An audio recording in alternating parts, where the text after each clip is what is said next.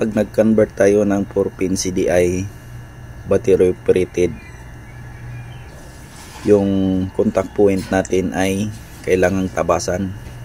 Gaya nito, ito ang sukat or laki ng ating kailangan para ma-match sa ating 4-pin CDI, yung magnetong lagyan natin ng 4-pin CDI.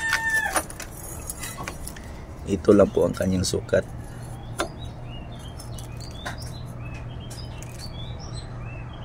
Ganyan lang po.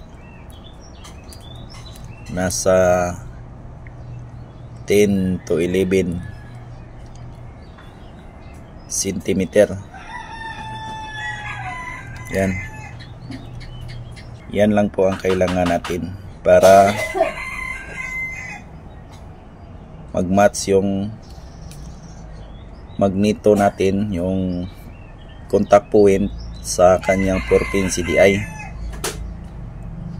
para yung andar ng ating motor ay hindi palya-palya at malakas ang hatak. Yan. Ganyan lang po siya. Ito kasi yung China made na motorcycle. Ito yung Lipan, Skygo, Xiaoling, Sim, Kimco. Ito, ganitong mga magneto niya. Liit lang ang kanyang contact point. Yan ang kanyang contact point, maliit lang.